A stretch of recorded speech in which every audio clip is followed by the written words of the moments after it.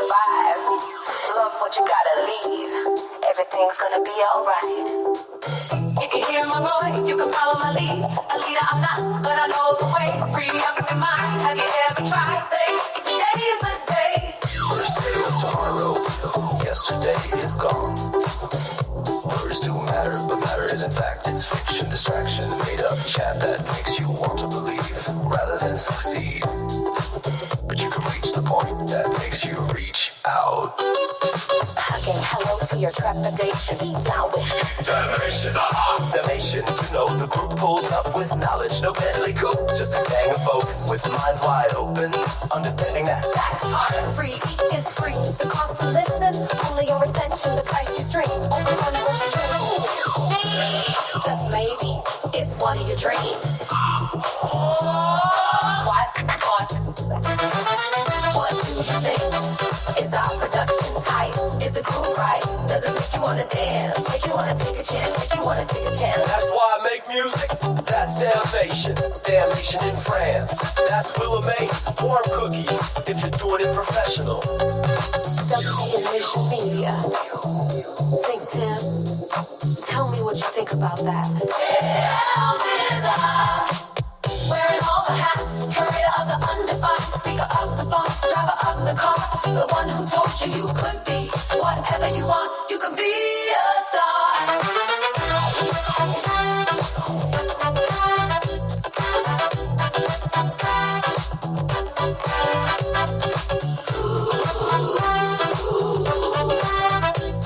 We're talking to you, poet.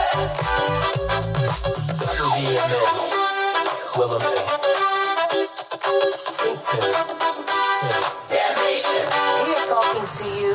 Peace. Hello and welcome to Why Make Music. This is episode 54, titled The Sun Will Shine. I'm your host, Willa May. Thank you for tuning in. As always, we've got a packed show for you, a mix of music, creative inspiration, and even some sports chatter. Our theme this week is all about optimism, hence The Sun Will Shine. Here at WDMN Media, we tend to look on the bright side, and we'll talk about how that ties into the law of attraction and our creative journey. Before we dive in, let's handle a few quick housekeeping items. Social media, connect with us on Instagram. You can follow at ThinkTimm, at WDM Nation, at DJ Warm Cookies, at Why Make Music, at WDM Nation Media, and at Lower Level Collections for updates and behind the scenes peeks. We love hearing from you on those platforms, so don't be shy. Merchandise. If you want to support what we do and look good doing it, check out our merch on TeePublic and Threadless. We've got some fresh designs up. Rep the WDMN Nation in style. Alright, let's jump in. WDMN Media updates. First up, a quick update on some WDMN projects and releases. Lower Level Collections. We've been hard at work on our Lower Level Collections initiative. That's our archival and multimedia project. I'm happy to report everything is coming together nicely. By November, we expect to have a bunch of new content ready and even a dedicated YouTube channel up and running to showcase it all. Stay tuned for exclusive videos, deep cuts from the vault, and more as we roll out that platform. Upcoming release, If I Was Your Producer, Volume 4. Mark your calendars for next week, October 24th, 2025. That's when ThinkTimm's latest compilation, If I Was Your Producer, Volume 4, will be available on all streaming platforms. We know some of you have been eagerly waiting for the next volume, and it's almost here. Let me give you the track listing for Volume 4. 1. All Said and Done. 2. Crystal Sky. 3. Get Over You. 4. How. 5. I Swear. Guilty. 6. Necessary Light. 7. Prophet. 8. Strategic Execution. 9. Truth Be Told. 10. What's on Your Mind. Fun fact. In the last episode, I came up with some song names that didn't actually exist yet. A little creative exercise, ha ha ha. And ThinkTimm took that as a challenge. he went ahead and wrote new songs for each of those titles. So Volume 4 contains the original tracks that was slated to come out. The other titles that I made up on the fly during my creative titling spree will be on a volume in the future. What could have been a goof became a win-win for everyone. We got new music out of it. Talk about turning ideas into reality. Alright, with those updates out of the way, let's move into the heart of today's episode. The sun will shine, optimism and origins.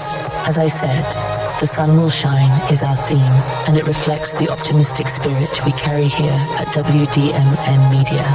We're big believers in the law of attraction, the idea that positive thoughts and intentions can attract positive outcomes. Staying optimistic, especially in a tough industry like music, isn't always easy, but it's part of what keeps us going. We choose to focus on possibilities rather than obstacles. In creative life, that mindset can make a huge difference. If you truly believe good things are on the horizon, that the sun will shine, you're more likely to spot opportunities and persevere through challenges. Now I want to take a moment to reintroduce what Why Make Music is all about, especially for any first-time listeners out there. The name of our show, Why Make Music, is more than just a title. It's a question and an answer rolled into one. It's the question every creative person grapples with at some point. Why do this? What's the point of making music or art? And it's also the answer, because we have to. It's the drive that pushes us forward. In a way, Why Make Music is the very reason to make music. It's about passion, expression, and the need to create.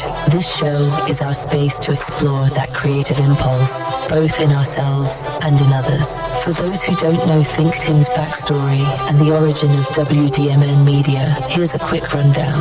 ThinkTimm has been a creative soul his entire life, making music, writing poetry, dabbling in art, you name it. But for a long time, it was more of a personal obsession or a hobby. Then, around 2024, the stars aligned. Time, opportunity, and technology all converged, and he decided to take the leap from hobbyist to professional independent music producer.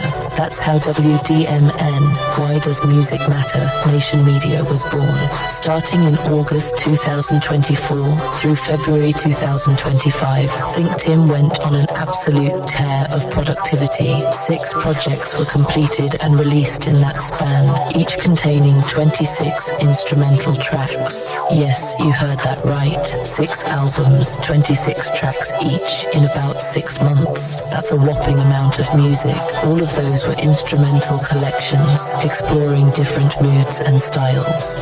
Then in 2025, the mission evolved.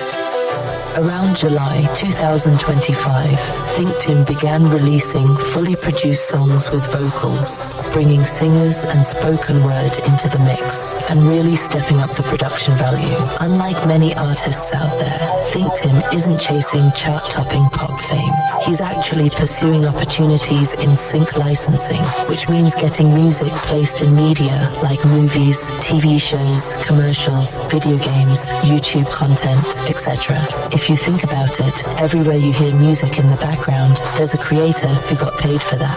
With the music industry being reinvented by streaming and democratized by technology, something like over 100,000 songs are uploaded each day on streaming platforms, an almost unbelievable number. Going for sync licenses is one path among many. It's admittedly a gamble, this whole industry is.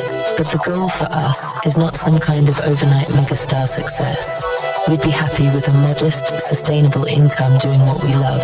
We're now 1 year into this grand mission, and progress has been encouraging. We've built a catalogue, learned a ton, and connected with a community of supporters. That's you. If you've been with us from the start, you've seen the evolution. If you're new, welcome. You're jumping in at an exciting time. The takeaway is, we make music because it's our calling, and we truly believe that with passion, persistence, and a positive mindset. Yes, the sun, shining and all that. We can carve out our own space in this vast musical landscape. Alright, now let's pivot to one of our big discussion topics of the day, a really fascinating and somewhat controversial development in the music world that ties into technology, creativity, and the future. Breakthrough AI artist Zania Monet, success story and controversy. You might have seen this in the news. An AI-generated singer named Zania Monet has been making waves by accomplishing things usually reserved for human rising stars. I want to break down her story and the debate it sparked, because it's a perfect example of something at the crossroads of music and tech that we're all trying to make sense of. Zania Monet's virtual rise. So, who or what is Zania Monet? She's described as a virtual R&B singer who doesn't exist in human form.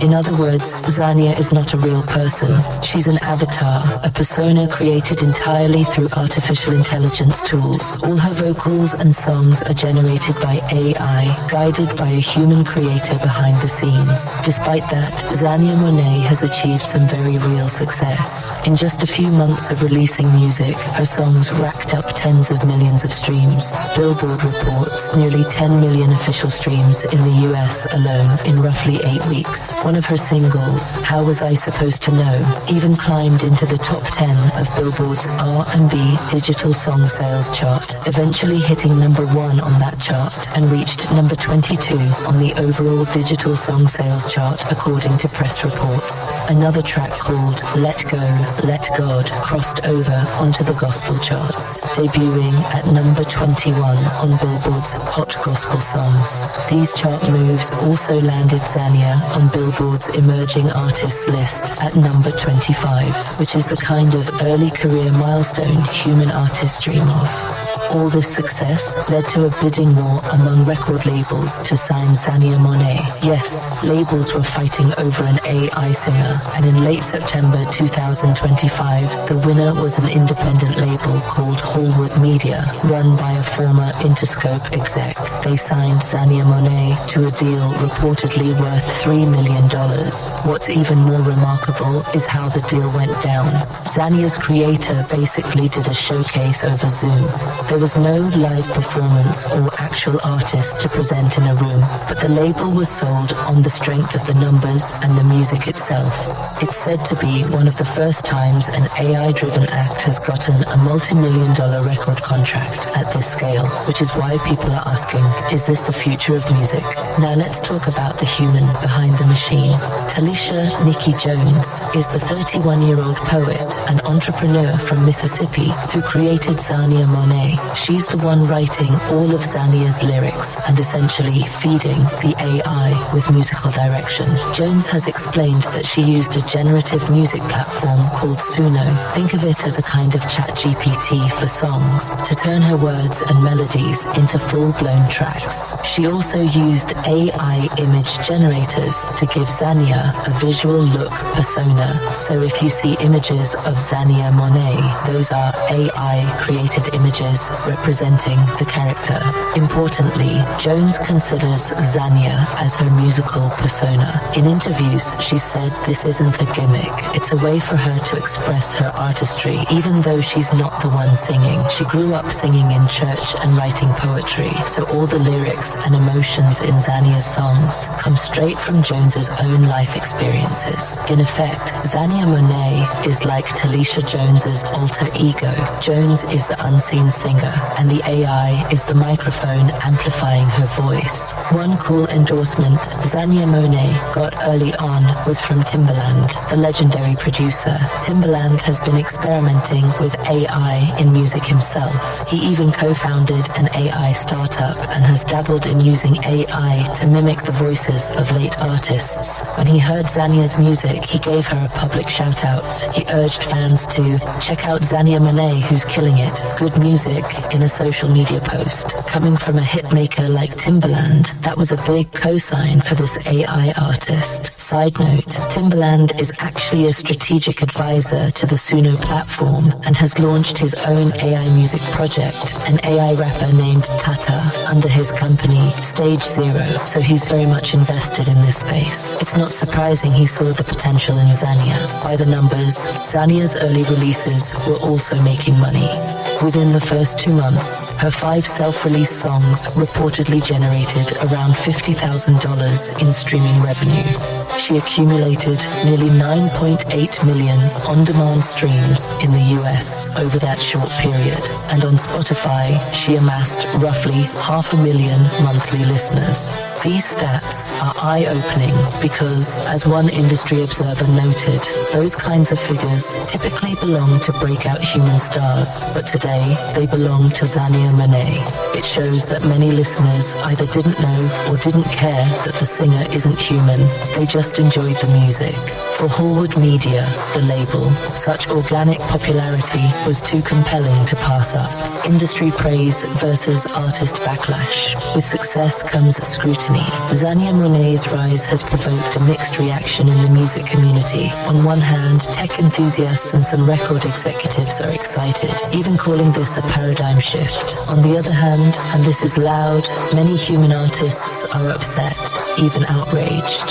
Let's start with the backlash, because it's been very vocal. Kehlani, a well-known R&B singer-songwriter, posted a passionate video on TikTok, essentially blasting the idea of an AI act getting these opportunities. She said she's genuinely sad for people who are trying to come up and their space is being taken up by a computer program. In her words, IT, not she, pointedly calling Zania and it is taking all of the data it's collected on us and what we want and is tailoring it to us. Even down to the voice, Kehlani went on to express that nothing about AI in the creative arts can be justified to her, especially knowing how hard real artists work and sacrifice for their craft. She basically said, this AI artist hasn't paid any dues.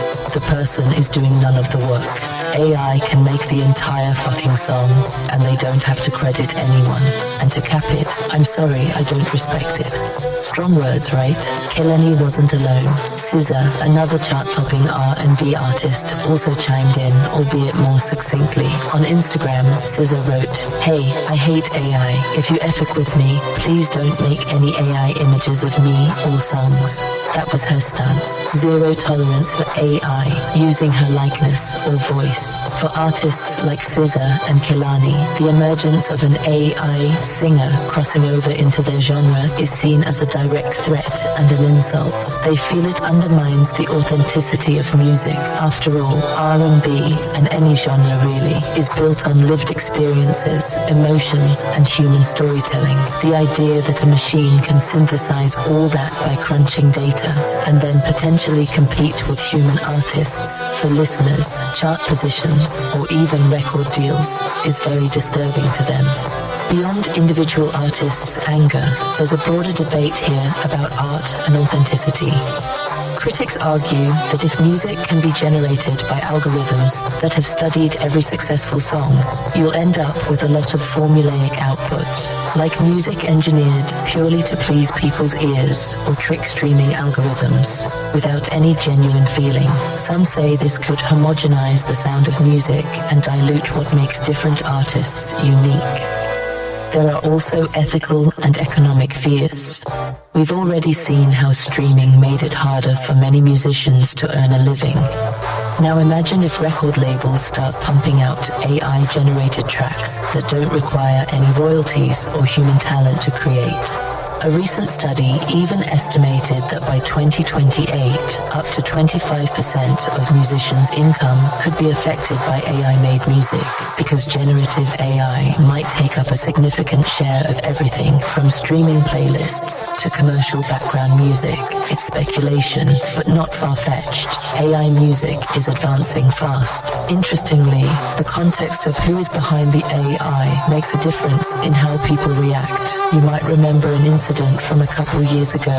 A virtual AI rapper called FN Mika got signed to Capitol Records and then almost immediately dropped after public backlash. FN Mika was essentially a caricature, not created by black artists, yet it used the appearance and tropes of black hip-hop culture, even including the N-word in lyrics, in a gimmicky way.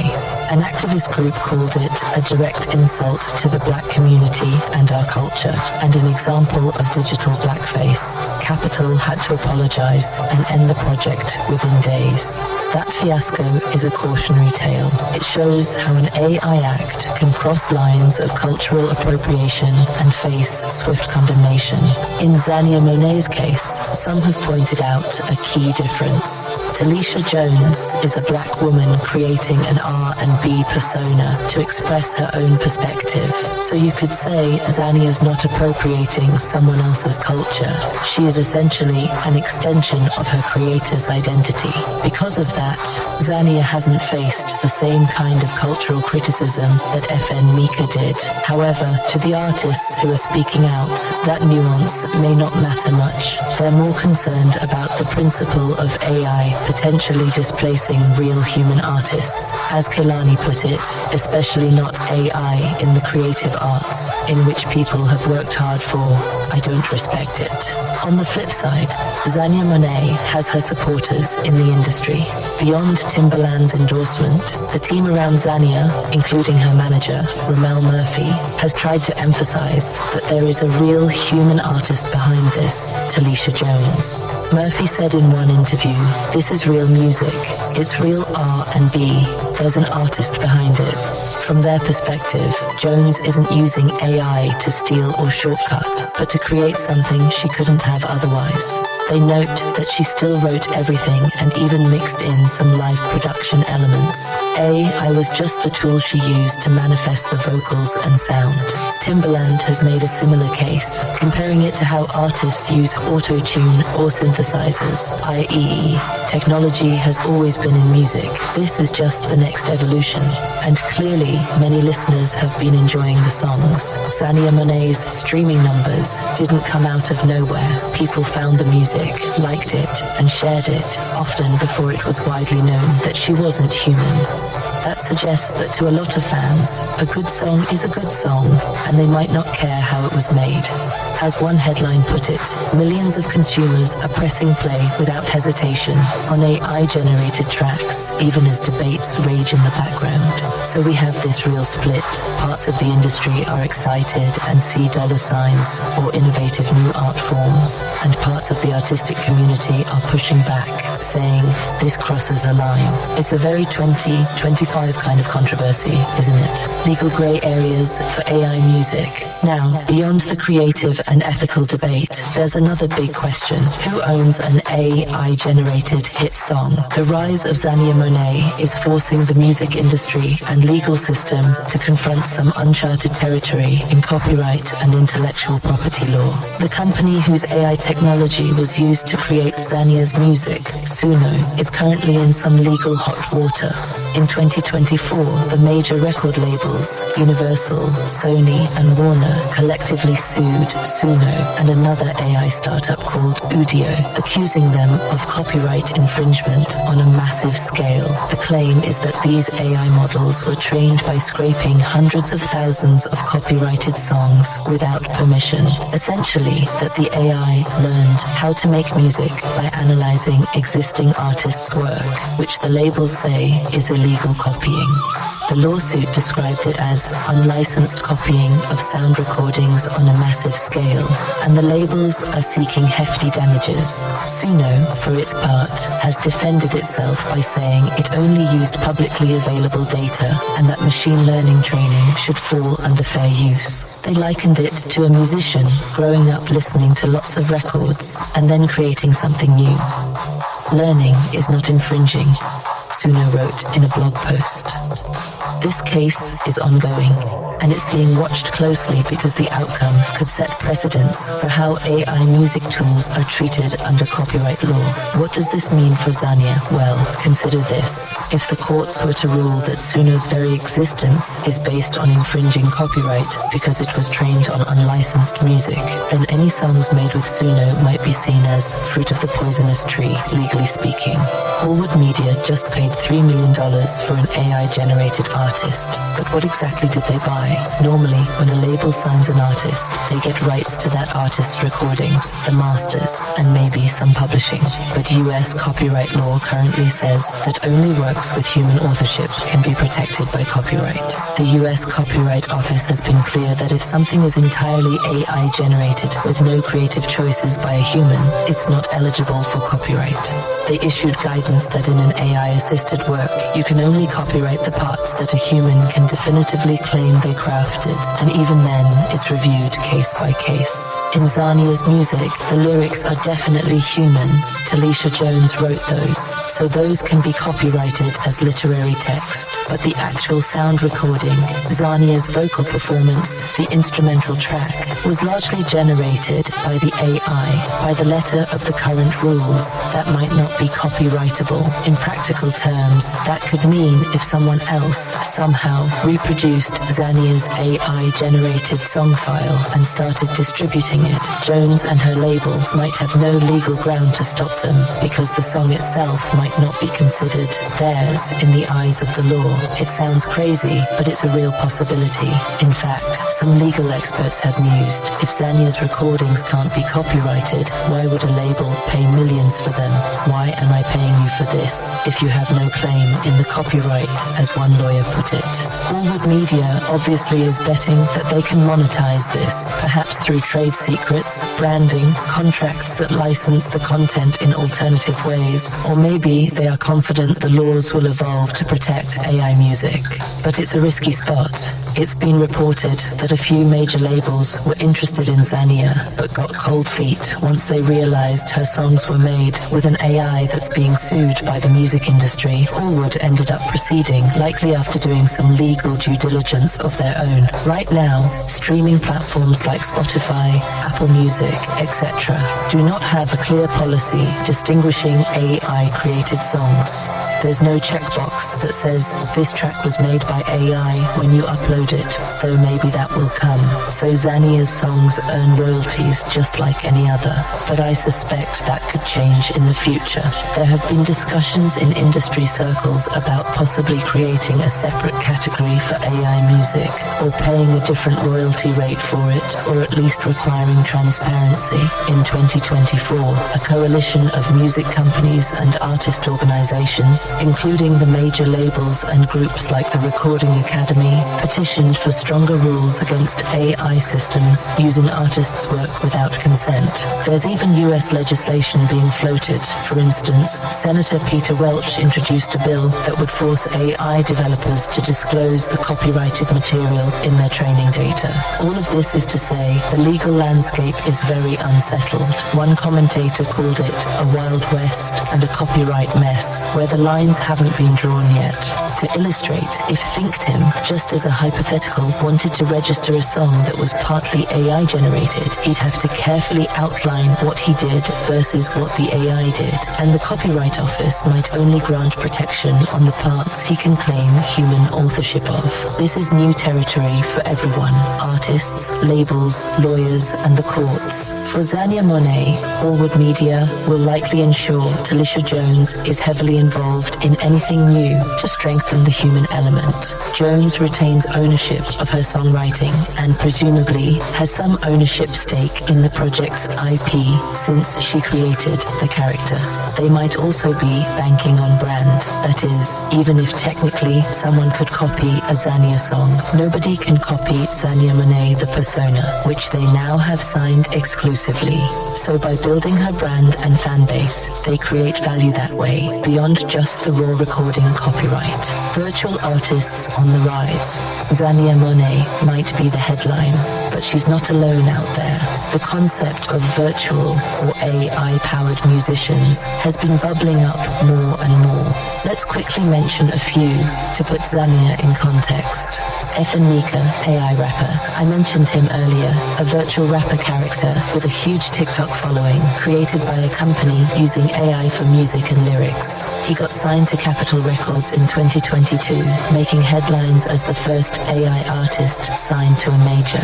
But within days, he was dropped after public outcry about the character's stereotypical portrayal of black culture and use of slurs. That backlash was a stark reminder that music doesn't exist in a vacuum. Issues of representation and authenticity matter to audiences. FN Mika's failure cooled some of the AI hype back then, but clearly it didn't stop the trend entirely. Nuna Uri, virtual pop star. This is an interesting one. Nuna Uri was originally a virtual fashion influencer, an Instagram character with a big following, an anime-styled avatar. In 2023, the major label Warner Music Group actually signed Nunuri as a digital pop artist. Her debut single Dominoes was released with her voice entirely generated by AI. However, behind the scenes, human producers and songwriters crafted the song.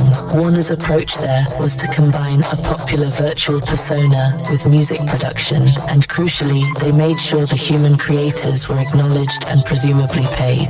Nunuri shows that labels are experimenting with creating virtual stars, not just signing ones that pop up. It's like having a fictional character who releases music. In Nunuri's case, the reception was more mild. Some people were curious, some shrugged, but it didn't cause the uproar Zania Monet has, perhaps because Nunuri was presented more as a novelty/art project and not seen as taking away from anyone.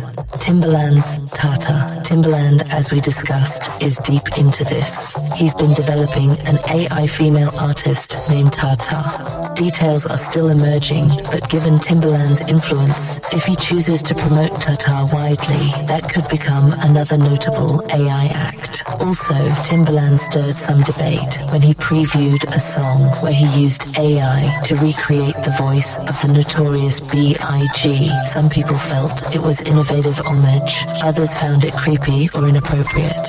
This all ties into the larger conversation of using AI to revive or simulate famous voices, a whole other can of worms. Other AI music projects. Beyond the big names, a lot of smaller scale AI music experiments are happening. There's an AI singer called Vinnie Prey who had a TikTok viral song, A Million Colors, that even charted on TikTok's viral music charts. There's been an AI generated J-pop or K-pop girl group attempt, and you have established virtual bands like Gorillaz or Vocaloid characters like Hatsune Miku that have been around for years, but note, those had humans making the music, even if the performers were cartoons or software. The new twist is I can now make the music too. In short, Zania Monet is part of a wave. Some of these will flop or backfire, others might find a niche. The music industry is kind of throwing spaghetti at the wall with AI to see what sticks, all while trying not to anger the very real human talent that actually drives the business. Future of music, humans and AI. So is Zania Monet a sign of things to come? What does her emergence mean for the future of music and creators? It's early days, but here's how I see it. Feel free to disagree. This is a hot topic. Empowerment versus displacement. On one hand, AI tools can empower independent creators. Talisha Jones, without any traditional record deal or backing, managed to create a whole album's worth of slick R&B songs and get millions to listen. That's amazing. She didn't have to be discovered at a club or go viral on YouTube first. She leveraged technology to amplify her artistry. For songwriters or producers who aren't natural performers, famous or don't have industry connections, AI can be a way to get their material out there. We might see more stories of bedroom creators using AI to realize ambitious projects that would have required a whole team in the past. In that sense, AI could democratize music production even further beyond what home studio tech already has. Imagine a talented composer who can't sing. They could cast an AI voice as their vocalist and release songs without having to hire a singer. Or a poet who doesn't play instruments. They could use AI to generate musical accompaniment to their words. Quality and creativity. On the other hand, if we get a flood of AI-generated content, how do we maintain quality and originality? There is a concern that if everyone starts using the same AI models, a lot of music will start to sound the same because the AI might gravitate towards certain crowd-pleasing chord progressions, tempos, or vocal styles it learned from popular music. It might optimize for what keeps people streaming, since it knows what listeners tend to like, leading to a lot of cookie-cutter songs. It will be up to the humans using these tools to push them in new directions and break the mold. Creativity could actually become more prized. If AI makes it easy to generate a passable song, truly original ideas and styles may stand out even more. Live performance and connection. Music isn't just about recordings. There's live concerts, fan interactions, social media presence, personality, things an AI avatar might have a hard time replicating authentically. Zania Monet's team has said they're planning her first live performance, perhaps as a hologram or some kind of mixed media show.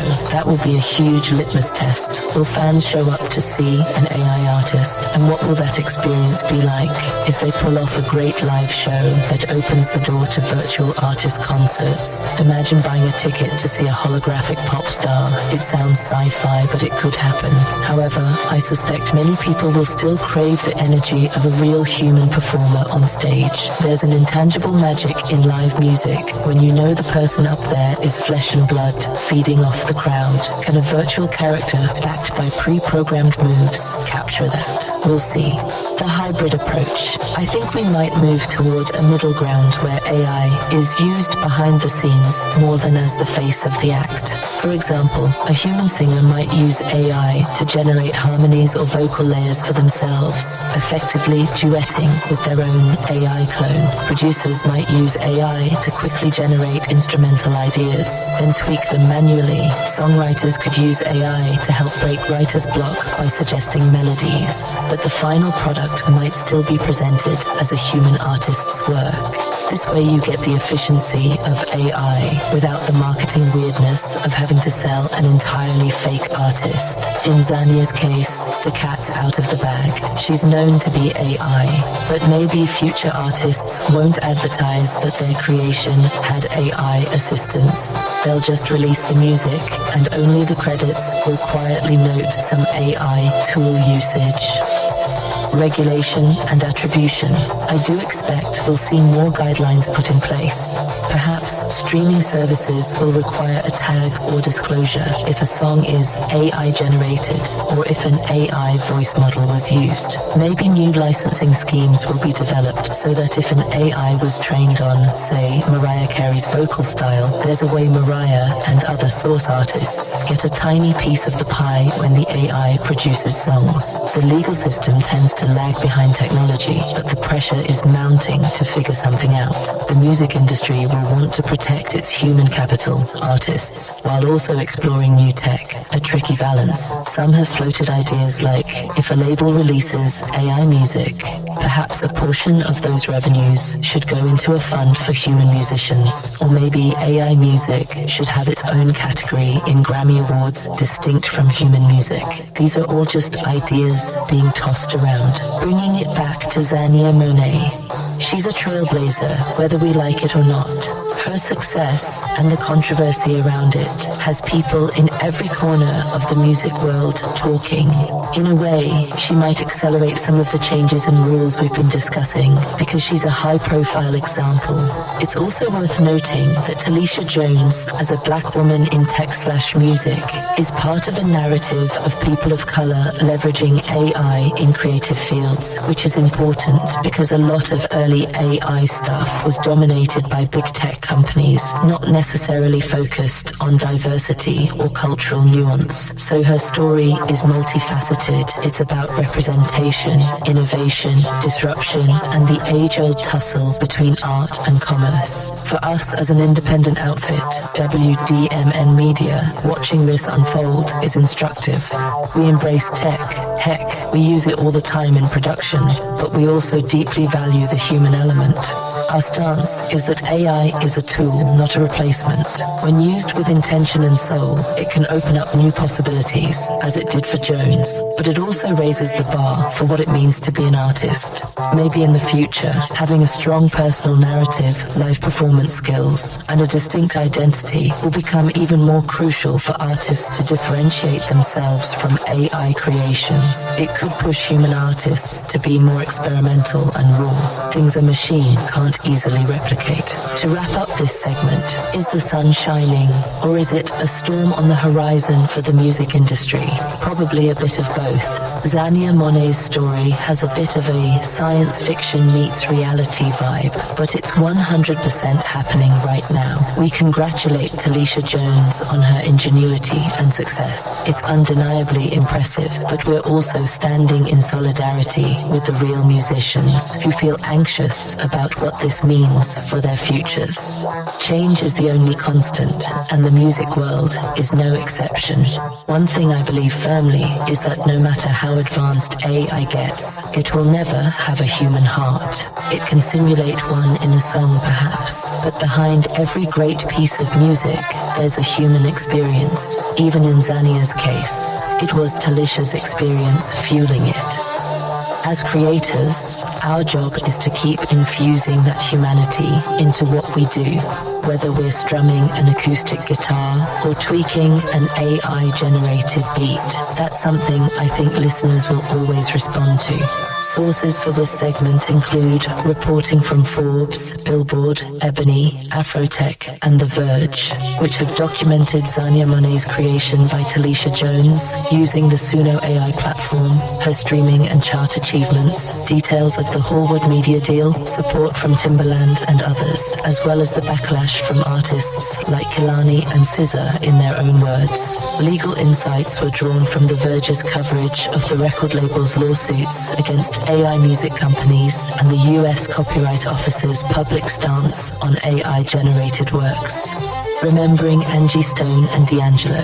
Shifting gears now, we want to take a moment to remember and celebrate two legendary figures in music, both of whom sadly passed away in 2025. Angie Stone and D'Angelo, Michael D'Angelo Archer. Their lives and careers were deeply intertwined at one point, and it's poignant that they left us within months of each other. As an R&B and neo-soul fan, I can't overstate how much these two contributed to the music we love. Angie Stone died in a tragic car accident on March 1st, 2025, at the age of 63. She had just finished a performance in Alabama and was on the road when the accident happened. Truly heartbreaking news that shook the music community. Angie's career spanned over 4 decades, and she wore many hats: singer, songwriter, rapper, producer, actress. A lot of people might not realize just how pioneering she was. Back in 1979, as a teenager known as Angie B, she was part of a trailblazing female hip-hop trio called The Sequence. They were the first all-women rap group to have a charting single in the hip-hop genre. That single was Funk You Up, which later artists, Dr. Dre, En Vogue, and others would sample in their own songs. So Angie Stone was literally there at the dawn of recorded hip-hop, breaking barriers as a young woman in a scene dominated by men. After the sequence, Angie continued evolving. In the early 90s, she was part of an R&B group called Vertical Hold, and then by the end of that decade, she embarked on a solo career that really took off. Her 1999 debut solo album Black Diamond, released on Arista Records, was a hit. It went gold and featured the single No More Rain in This Cloud, which is just a gorgeous neo-soul track that still holds up today. Another song from that album, Every Day, also became quite popular and helped define the neo-soul sound of that era. She followed up with Mahogany Soul 2001, which gave us the timeless song Wish I Didn't Miss You.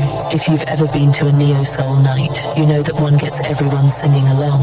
Over the years, she released a string of albums: Stone Love 2004, The Art of Love and War 2007, which hit number 1 on the Billboard R&B chart, Unexpected 2009, Rich Girl 2012, Up Through Full Circle 2019, and her final album Love Language 2023. In total, she gave us 10 studio albums and a bunch of live and compilation projects.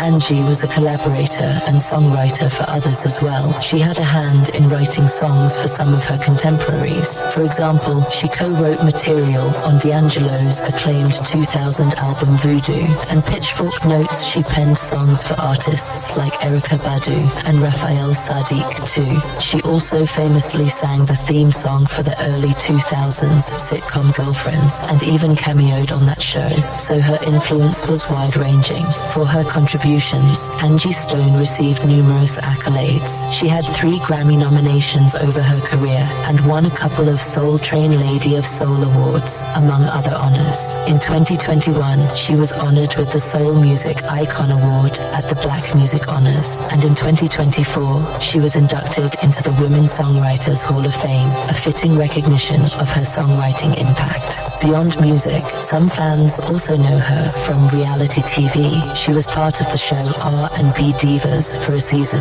showing that warm, down-to-earth personality to a new generation.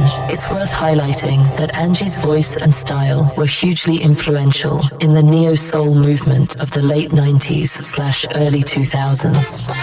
Alongside artists like Mary J. Blige, Erykah Badu, and Lauryn Hill, Angie brought that fusion of old-school soul feeling with hip-hop sensibilities to the mainstream. Songs like Brotha, her tribute to black men, showcased her ability to blend social commentary with smooth grooves. She was often called the godmother of neo-soul for bridging the gap between the classic soul era and the modern R&B sound. Now, D'Angelo, what a giant of neo-soul he was. D'Angelo passed away just a few days ago on October 14th, 2025 at the age of 51 after a private battle with pancreatic cancer.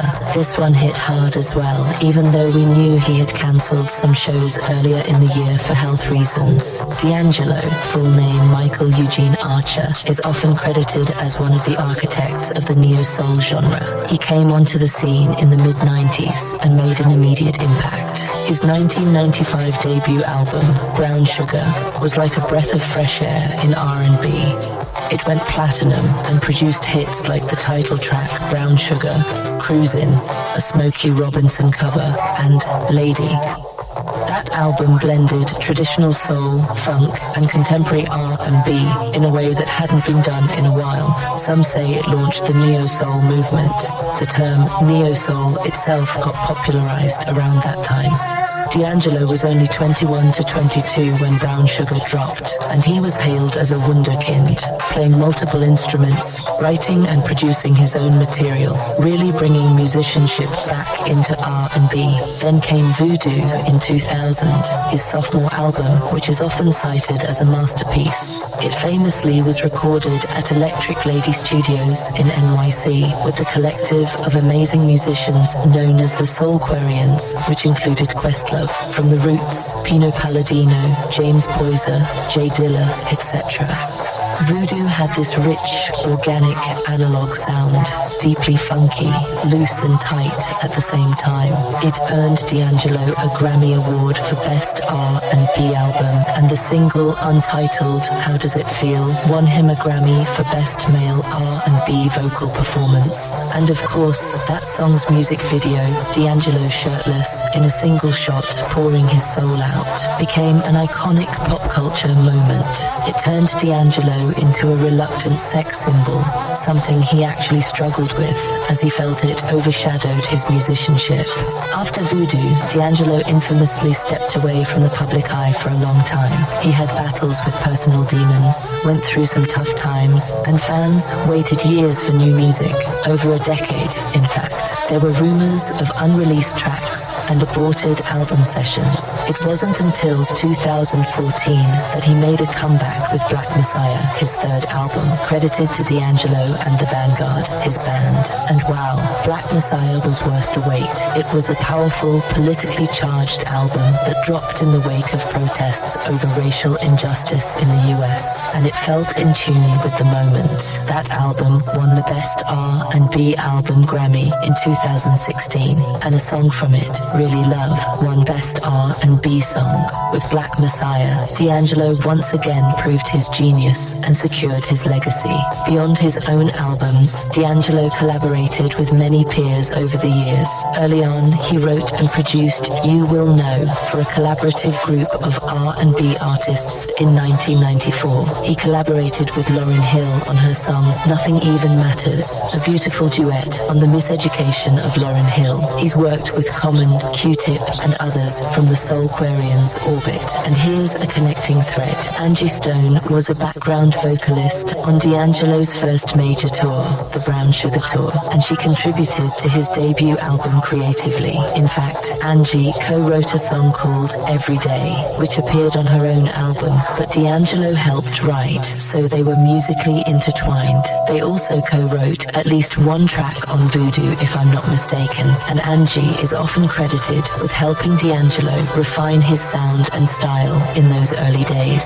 Speaking of their intertwining, Angie Stone and D'Angelo were a couple in the 90s. They met while D'Angelo was working on music in the early 90s. Angie has said she recognized his talent immediately. Despite a significant age difference, she was 13 years older. They fell in love and even had a child together. Their son, Michael Jr., was born in 1998. Angie was like a mentor and partner to D'Angelo during a crucial period of his career. She's sometimes credited with helping him stay focused and get that classic music out. Eventually, they parted ways romantically, but remained connected through their son and mutual respect. Fast forward to 2025, Angie's passing in March was devastating news. According to People magazine, D'Angelo was extremely overwhelmed by Angie's death. A source close to him said he was devastated and that he couldn't even bring himself to attend her funeral because it hit him so hard. Even though they had long moved on with their lives, they were forever tied by history, by their child and by the music they made. That source in People noted they'd moved on, but the idea that both of them would be gone within the same year is sad. They were forever tied as this pop culture couple. Indeed, within the span of 7 months, we lost them both. It's almost like a star-crossed story in the annals of neo-soul. In remembering them, I want to celebrate what they gave us. Angie Stone gave us empowerment anthems, soulful ballads, and a shining example of longevity and versatility. From No More Rain in This Cloud, which comforts the broken-hearted, to Brother, which uplifts, to club groovers like I Wanna Thank Ya, featuring Snoop Dogg. She had range. She influenced artists like Jill Scott, India Uri, and countless others who followed in neo-soul, and she proved that women could thrive as songwriters and producers in R&B, not just as vocalists. D'Angelo changed the sound of R&B in the late 90s. He brought back that earthy, instrument-driven vibe and showed that groove and depth could trump glossy production.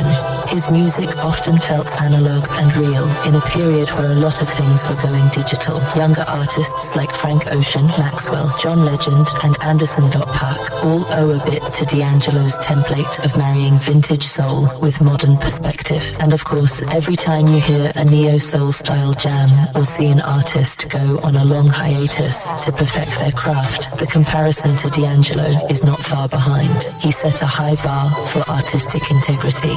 It's also worth noting how both Angie and D'Angelo were rooted in the church gospel tradition in their youth. Angie's father was in a gospel quartet. D'Angelo's father was a preacher, and Dee sang in church too. That spiritual undercurrent gave their music a certain warmth and depth.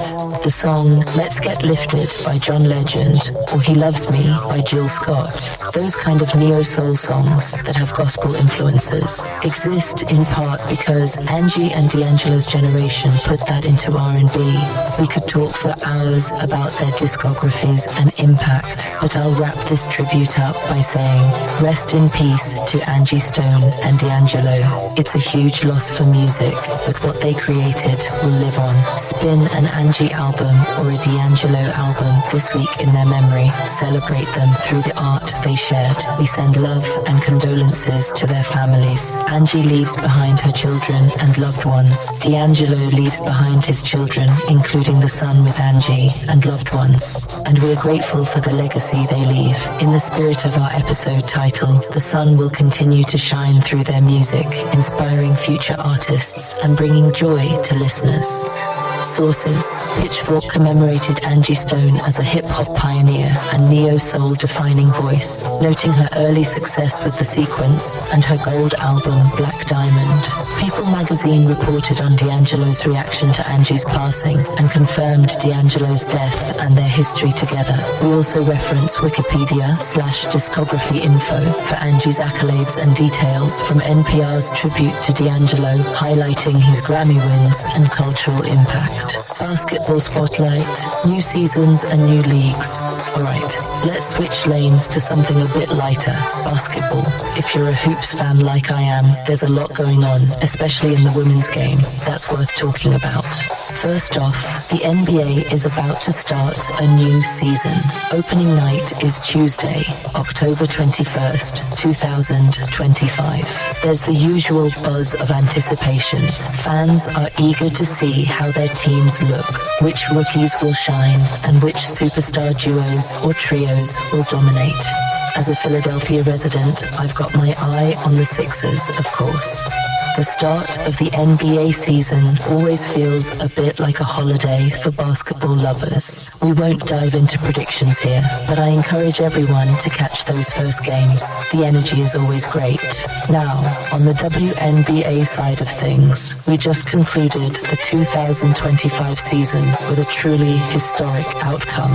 The Las Vegas Aces have been crowned WNBA champions. Again, they defeated the Phoenix Mercury in the finals, completing a 4-game sweep in the first ever best-of-7 WNBA finals.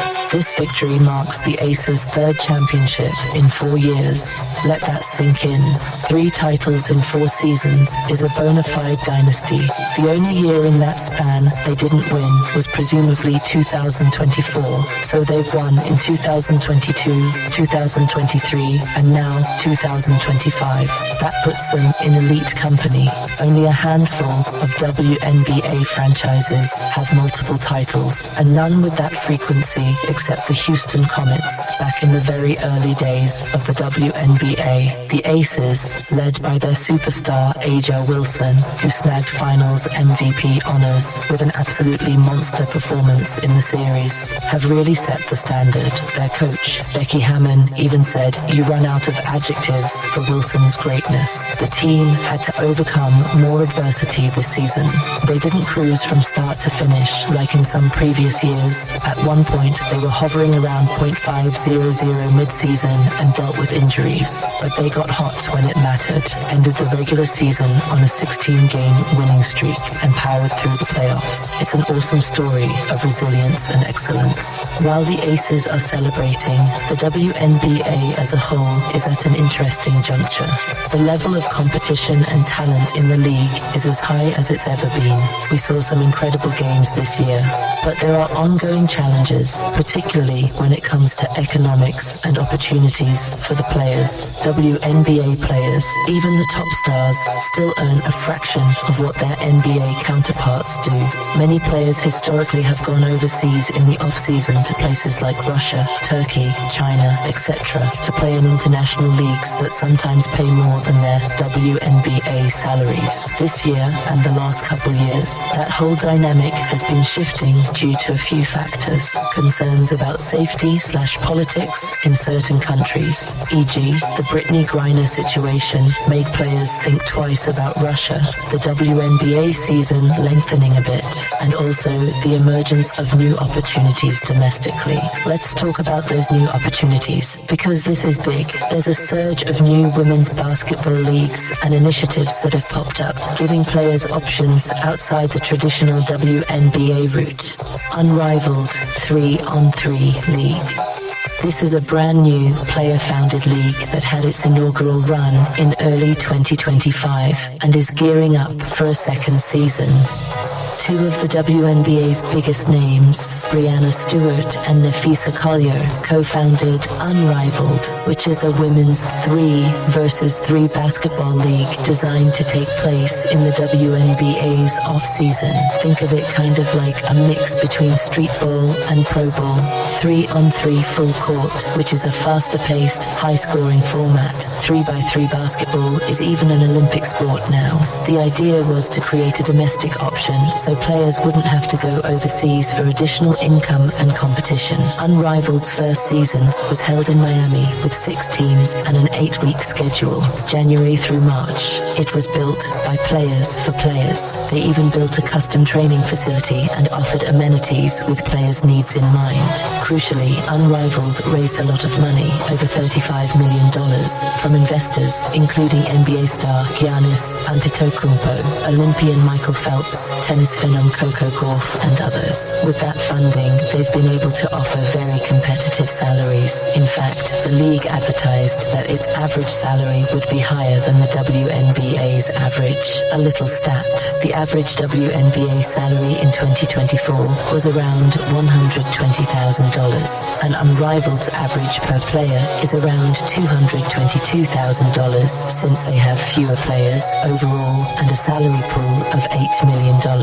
Plus, Unrivaled players get equity stakes in the league as part of their compensation, which is almost unheard of in traditional sports leagues. The result? A lot of players jumped on board. Year 1 featured some marquee WNBA names, and for Season 2, coming in early 2026, they've already announced signings like Paige Buchers, the much-hyped UConn star, who apparently became the 2025 WNBA Rookie of the Year and is a hot commodity, and current WNBA All-Stars like Alyssa Thomas and Satu Sabali. They're also expanding, adding 2 new teams. They announced teams called The Breeze and The Hive for next season, bringing it to 8 teams. They even plan to have some games on the road, including here in Philadelphia, to expand the fan base. Unrivaled is gaining momentum and really might become a fixture. Athletes Unlimited, AU, basketball. This league started in 2022 and is a bit different in format. It's a 5-on-5 league that plays a super short season, around 5 weeks, with a unique model. Players earn points for individual and team performance, and the rosters shuffle each week based on a draft system where top players become captains. It's very player-centric and almost like a fantasy sports approach. AU hasn't grabbed as many big stars, partly because it overlaps with overseas seasons, but it has featured plenty of WNBA players and is entering its 4th season in 2026. Next season, it'll be in Nashville. It's another piece of the ecosystem, giving players competitive reps and income in the off-season. Project B Global Women's League. Now this one is potentially a game changer on a larger scale. Project B is basically an effort to create a new global women's pro basketball league that would rival the WNBA as a premier competition. It's still in development, but it's already making headlines. The plan is to start in late 2026 with 6 teams of 11 players each, playing a series of tournaments in major cities across Asia, Europe, and the Americas, so truly international. They want to run this league from November to April, which crucially does not directly conflict with the WNBA's summer season, but it would overlap with things like unrivaled and overseas winter leagues. Project B was initially also exploring a men's league and had advisor Maverick Carter, LeBron James's business partner. But that seems to be on hold. They pivoted to focusing on the women's side first. It has serious investors. Jeff Prentice, Skype co-founder, and Grady Burnett, ex-Facebook exec, are leading it, and they've brought in sports investors and legends. Notably, former WNBA great Alana Beard is a co-founder and the chief basketball officer. Also, WNBA star Candace Parker and tennis champ Sloane Stephens are among those who have invested in Project B. The selling point, money and player empowerment. Project B's reps have said they plan to offer salaries that are multiples of what's currently available in women's basketball.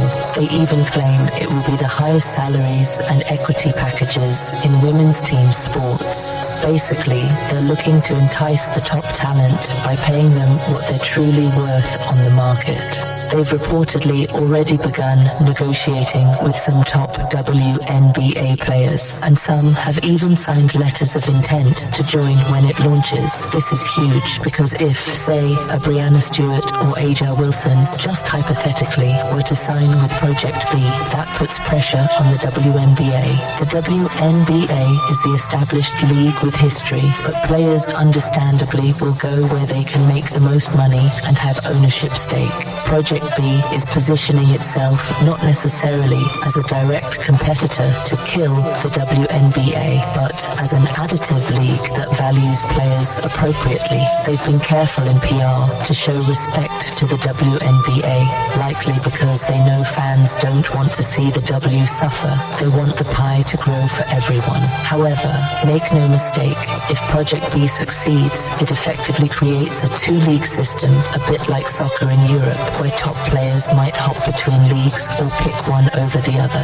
The WNBA, for its part, is in the middle of negotiating a new collective bargaining agreement, CBA, with its players' union. The current one has a mutual opt-out in 2025. The existence of things like Unrivaled and Project B strengthens the players' bargaining power. The union can say, look, if you don't improve conditions and pay, our players have other options now. In fact, one scenario being discussed is the WNBA might push for an exclusivity clause in new contracts, like the NBA has, which would prevent players from playing in other leagues during the off-season. But to get the players to agree to that, the WNBA would likely have to make it worth their while, meaning higher salaries, year-round pay, or bonuses, etc. So this could either lead to players getting a much better deal in the WNBA, or, if talks break down, potentially a labor standoff or more players choosing the new leagues. It's a fascinating time. Overseas clubs, and we shouldn't forget, European and other overseas leagues are still there. Places like Turkey, Spain, and Israel have leagues, and China, that have historically paid top-tier players several $100,000 for a few months of play. Some of those leagues, especially EuroLeague women, offer competition at or above WNBA level too. So the players truly have a portfolio of choices now to mix and match. WNBA in summer may be unrivaled, or AU in winter, or sign with a Project B team, or go overseas, etc. It's both exciting and a bit chaotic chaotic. From a fan perspective, more women's basketball year-round is awesome. I find it exciting that there might be a global tournament-style league. Imagine teams representing, say, London, Paris, New York, Tokyo, etc., with the best players in the world. It could actually elevate the profile of the women's game globally. And something like Unrivaled is cool because 3x3 is a fun, different way to enjoy the sport. And you see players show off skills you might not see as much in 5-on-5. However, there are some concerns. The WNBA is a well-loved league with history since 1997, and fans of teams like the New York Liberty or LA Sparks don't want to see that diluted. Ideally, we'd have a world where the WNBA thrives, and these new ventures find a way to coexist, perhaps by staggered schedules or even partnerships. WNBA Commissioner Kathy Engelbert has been somewhat supportive of players doing things like Unrivaled. She said competition can be good, but obviously the league doesn't want to lose control of its stars for too long. The next year or two will be telling. There's even talk of WNBA expansion, adding new teams in cities like the Bay Area and maybe Toronto or Philly soon, which could also change things. In summary, the women's basketball landscape is expanding. The Las Vegas Aces are queens of the hill right now in the WNBA, but the players as a whole are queening and kinging in the sense of taking charge of their destiny. They're saying, we deserve more, and entrepreneurs and investors are backing them up by creating these new leagues. As a fan, I'm here for it.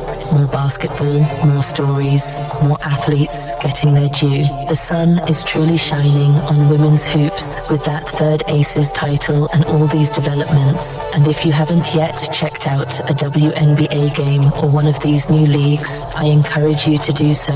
You'll witness some of the best basketball talent on the planet. Sources: ESPN reports confirmed the Las Vegas Aces' third title in 4 years and final sweep of the Mercury.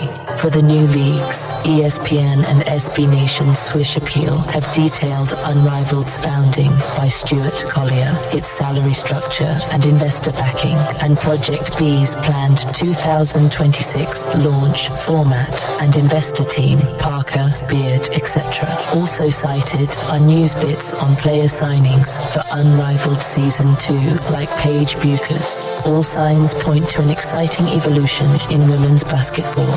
Wrapping up, Volume 4, release and final thoughts. Bringing it back home to the music to close out the show. We're really excited for the release of If I Was Your Producer, Volume 4, next week, October 24th, 2025. We went over the track list earlier, and I just want to say, get ready, because ThinkTimm really outdid himself on this one. The production is next level. Each volume in this series has been building on the last, and Volume 4 is like the culmination of everything learned so far. The beats hit harder, the melodies cut deeper, and there are a few surprise elements in some tracks that I think will make you go, whoa, they're really pushing into new territory here. It's still instrumental and sample rich, like the previous installments, but with some fresh twists. We've even integrated a bit of the spoken word vibe in places. You might catch a familiar voice or two weaving in some poetry between the music. Our goal with these projects is always to deliver something that can be the soundtrack to your life's moments, whether you need background music while studying, or something to vibe to on a late night drive, or inspiration for your own creative projects. Volume 4 has some uplifting sunny tracks, fitting our theme of optimism, and some moodier reflective pieces. We can't wait for you to hear it and let us know your favorites. As part of the Lower Level Collections initiative I mentioned, around the time of the release, we'll also drop some content on YouTube, perhaps a visualizer or two, maybe a mini doc about the making of Volume 4. If you're curious about how ThinkTimm crafts these tracks, those behind the scenes looks will be for you. Let's not forget to keep the conversation going. Follow our socials at Why Make Music and WDM Nation Media on Instagram, especially for snippets and previews of the new tracks in the coming days. And after release, we'd love to hear feedback. What track speaks to you? Did the sequence flow well? Any particular sound or sample that caught your ear? It's a two-way street. We create, but you, the listeners, complete the experience by how you receive it and interpret it. Before we sign off, I want to circle back to the theme, The Sun Will Shine. We talked about a lot of things today, some heavy, like the debate over AI in art and the loss of musical legends, and some inspiring, like the achievements of athletes and the creation of new platforms for talent. Through it all, the thread I see is hope and perseverance. Why make music, or why do anything creative or ambitious? Because even when there are challenges, even when it's cloudy, we believe in that eventual sunshine. Angie Stone and D'Angelo poured their souls into music and left a legacy. That's a kind of sunshine that will keep shining. Talisha Zania Monet Jones dared to try something new with technology and found success. She followed a ray of inspiration into uncharted territory. The WNBA players and entrepreneurs pushing new leagues are chasing a brighter future for women's sports. So whether you're a musician, an artist, an entrepreneur, or just someone striving towards a goal in your personal life, keep that optimistic outlook. It doesn't mean ignoring the difficulties. We've been very real about those in our discussion, but it means not losing sight of the light ahead. As we often say on this show, creative work is not a path for the faint of heart, but it's incredibly rewarding. Every song, every project, every episode like this is an answer to why make music, because it fulfills something in us and hopefully brings something good into the world. I want to thank you all for hanging out with me for these almost 50 minutes long episode, I know, but there was a lot to cover and I appreciate you riding with us through it. If you enjoyed this, please consider leaving us a review or sharing the podcast with a friend who might dig it. That word of mouth really helps. One more reminder, If I Was Your Producer, Volume 4, out October 24th. Don't sleep on it. And check out our merch and upcoming YouTube content if you get a chance. Alright, that's it for episode 54 of Why Make Music. This is Willa May on behalf of ThinkTimm and the whole WDMN crew, saying stay creative, stay positive, and remember the sun will shine. Catch you next time. Sun and music. You gon' feel this truth within. Mic on fire, let it spin. Unconscious mind, I'm setting trends.